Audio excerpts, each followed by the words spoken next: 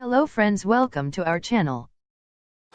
Today we will read lesson 14 of Kshitij class 10th that is written by Mannu Bhandari. ये मन्नू भंडारी द्वारा लिखित जो पाठ है वो हम आज पढ़ने जा रहे हैं,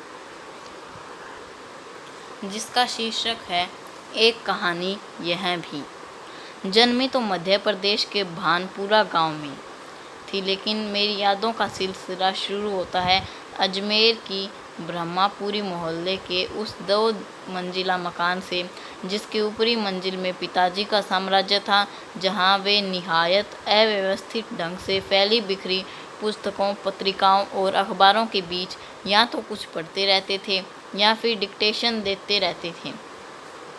लेखिका का जन्म मध्य प्रदेश के भानपुरा गांव में हुआ था, जैसा कि वह लिख रही हैं, और लेकिन वो जो रहते थे वो ब्रह्मापुरी मोहल्ले में रहते थे।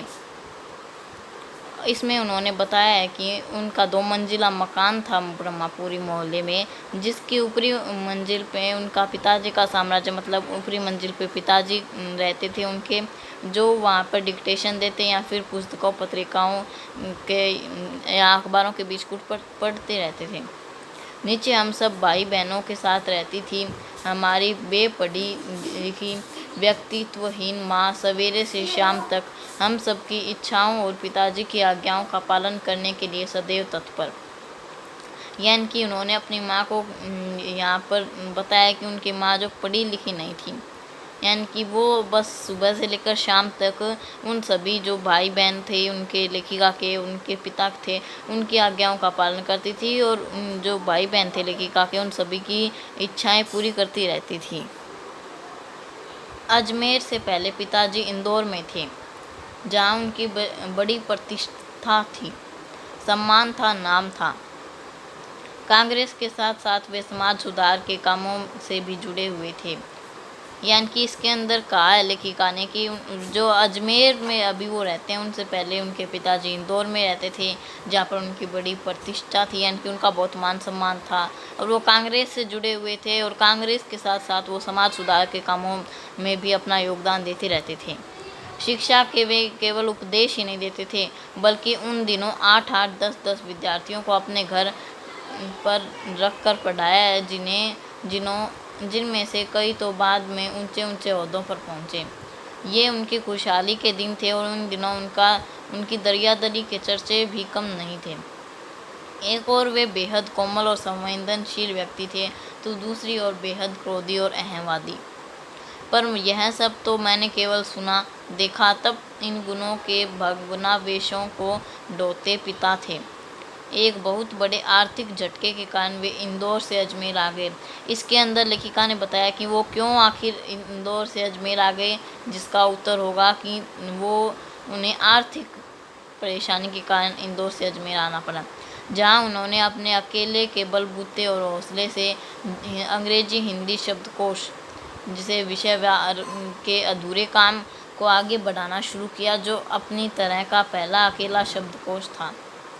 इसने उन्हें यश और प्रतिष्ठा तो बहुत दी, पर अर्थ नहीं, और शायद गिरती आर्थिक स्थिति ने ही उनके व्यक्तित्व के सारे सकारात्मक पहलुओं को निचोड़ना शुरू कर दिया।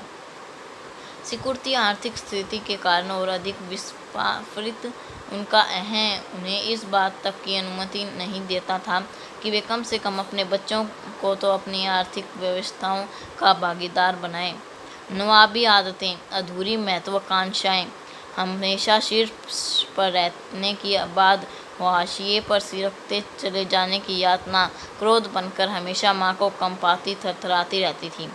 यानी कि पहले तो उनके पिता थे वो बहुत बड़े, यानी कि उनके पास पैसे की कमी नहीं थी, और वो अपनी महत्वाकांक्षाओं को पूरा कर लेते थे, लेकिन अब आर्थिक स्थिति कमज़ोर होने के कारण उनकी ये जो इच्छाएं पूरी नहीं हो रही थी, और उन्हें हमेशा शीर्ष पर रहने की थी आदत, जिसके बाद में जब वो, यानी कि उनका आर्थिक स्थिति कम हुई, तो उनका क्रोध उन्हें ज़्यादा आने लग गया।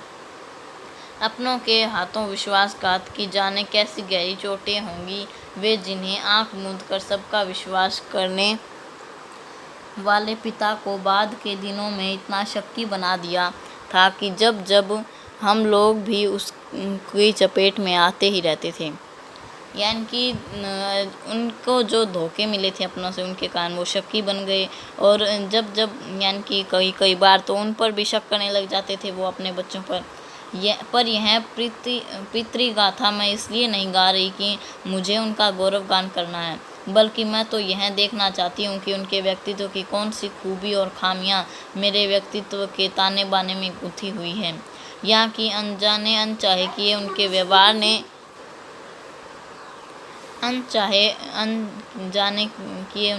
मेरे भीतर किन ग्रंथियों को जन्म दे दिया। मैं काली हूँ, बचपन में दुबली और मरियल भी थी। गोरा रंग पिताजी की कमजोरी थी। सो बचपन में मुझसे 2 साल बड़ी, खूब गोरी, स्वस्थ और हंसमुख बहन सुशीला से हर बात में तुलना और फिर उसकी प्रशंसा ने ही क्यों मेरे भीतर ऐसी गहरी हीन भावना की ग्रंथि पैदा नहीं कर दी कि नाम, सम्मान और प्रतिष्ठा पाने के बावजूद आज तक मैं उससे उभर नहीं पाई। आज भी परिचय करवाते समय जब कोई कुछ विशेषता लगाकर मेरी लेखकीय उपलब्धियों का जिक्र करने लगता है तो मैं संकोच से सिमट ही नहीं जाती, बल्कि गड़ने को आती हूँ। शायद अचेतन की किसी परत के नीचे दबी इसी हीन भावना के चलते मैं अपनी किसी भी उपलब्धि पर भरोसा नहीं कर पाती। सब कुछ मुझे तुक्का ही लगता है। पिताजी के जिस शक्की स्वभाव पर मैं कभी बना जाती थी, आज एकाएक अपने खंडित विश्वासों की व्यथा के नीचे मुझे उनके शक्की स्वभाव की झलक ही दिखाई देती है। बहुत अपनों के हाथों विश्वासघात की गहरी व्यथा से उपजा शक और संभालने के बाद से ही जिन पिताजी से किसी न किसी बात पर हमेशा मेरी टक्कर ही चलती रही, वे तो न जाने कितने रूपों में मुझ में है। कहीं कुंठाओं के रूप में, कहीं प्रतिक्रिया के रूप में, तो कहीं प्रतिछाया के रूप में। केवल बाहरी भिन्नता के आधार पर अपनी परंपरा और पीढ़ियों को नकारने वालों को क्या सचमुच इस बात का बिल्कुल एहसास नहीं होता कि उनके आसन अतीत किस कदर उनके भीतर जड़ जमाए बैठे रहते हैं। समय का प्रभाव भले ही हमें दूसरी दिशाओं में बहाकर ले जाए, स्थितियों का दबाव भले ही हमारा रूप बदल दे, हमें पूरी तरह उससे मुक्त तो नहीं कर सकता। पिता के ठीक विपरीत थी हमारी बेपढ़ी लिखी माँ। धरती से कुछ ज़्यादा ही धैर्य और सहनशक्ति थी शायद उनमें। पिताजी की हर जाति को अपना प्राप्य और बच्चों की हर उचित अनुचित फरमाइश और जिद को अपना फर्ज समझकर बड़े सहज भाव से स्वीकार करती थी वे। उन्होंने जिंदगी पर अपने लिए कुछ मांगा नहीं, चाहा नहीं, केवल दिया ही दिया। हम भाई बहनों का सारा लगाव शायद सहानुभूति से उपजा माँ के साथ था, लेकिन निहायत असहाय मजबूरी में लिपटा उनका यह त्याग कभी मेरा आदर्श नहीं बन सका। न उनका त्याग, न उनकी सहिष्णुता। खैर जो भी हो, अब यह पैतृक पुराण यहीं समाप्त कर अपने पर लौटती हूँ। 5 भाई बहनों में सबसे छोटी मैं, यानी कि जो लेखिका है वो 5 भाई बहन थे, यानी कि उनके 5 भाई बहनों में से वो सबसे छोटी थी। सबसे बड़ी बहन की शादी के समय मैं शायद 7 साल की थी। देखिए, इसमें उन्होंने बताया कि वो 7 साल की थी जब उनकी सबसे बड़ी बहन की शादी हुई, और उसकी एक धुंधली सी याद ही मेरे मन में है। लेकिन अपने से 2 साल बड़ी बहन सुशीला और मेरे घर के बड़े से आंगन में बचपन के सारे खेल खेले, सतोलिया, लंगड़ी टांग, पकड़म पकड़ाई, काले टीलों, तो कमरों में गुड्डे गुडिया के ब्याह भी रचाए। पास पड़ोस की सहेलियों के साथ यूँ खेलने को हमेशा भाइयों के साथ गिल्ली डंडा भी खेला और पतंग उड़ाने, कांच पीस कर मांझा सूतने का काम भी किया। लेकिन उनकी गतिविधियों का दायरा घर से के बाहर ही अधिक रहता था और हमारी सीमा थी घर। हाँ, इतना ज़रूर था कि जमाने में घर की दीवारों तक ही समाप्त नहीं हो जाती थी, बल्कि पूरे मोहल्ले तक फैली रहती थी। इसलिए मोहल्ले के किसी भी घर में जाने पर कोई पाबंदी नहीं थी, बल्कि कुछ घर तो परिवार का हिस्सा ही थे। आज तो मुझे बड़ी शिद्दत के साथ वह महसूस होता है कि अपनी ज़िंदगी खुद जीने के इस आधुनिक दबाव ने महानगरों के फ्लैट में रहने वालों को हमारे इस परंपरागत पड़ोस कल्चर से विच्छिन्न करके हमें कितना संकुचित, असहाय और असुरक्षित बना दिया है। मेरी कम से कम 1 दर्जन आरंभिक कहानियों के पात्र इसी मोहल्ले के हैं जहाँ मैंने अपनी युवावस्था का आरंभ किया था। 1-2 को छोड़कर उनमें से कोई भी पात्र मेरे परिवार का नहीं है। बस इनको देखते सुनते इनके बीच ही मैं बड़ी हुई थी, लेकिन इनकी छाप मेरे मन पर कितनी गहरी थी, इस बात का एहसास तो मुझे कहानियाँ लिखते समय हुआ। इतने वर्षों के अंतराल में भी उनकी भाव भंगिमा भाषा किसी को भी धुंधला नहीं किया था और बिना किसी विशेष प्रयास के बड़े सहज भाव से वे उतरते चले गए थे। उसी समय के दा साहब उनके व्यक्तित्व की अभिव्यक्ति के लिए अनुकूल परिस्थितियां पाते ही महाभोज में इतने वर्षों बाद एकाएक जीवित हो उठे। यहाँ मेरे अपने लिए भी आश्चर्य का विषय था, एक सुखद आश्चर्य का। उस समय तक हमारे परिवार में लड़की के विवाह के लिए अनिवार्य योग्यता थी उम्र में 16 वर्ष और शिक्षा में मैट्रिक। सन 1944 में सुशीला ने यह योग्यता प्राप्त की और शादी करके कोलकाता चली गई। दोनों बड़े भाई भी आगे पढ़ाई के लिए बाहर चले गए। इन लोगों की छत्र छाया के हटते ही पहली बार मुझे नए सिरे से अपने वजूद का एहसास हुआ। पिताजी का ध्यान भी पहली बार मुझ पर केंद्रित हुआ।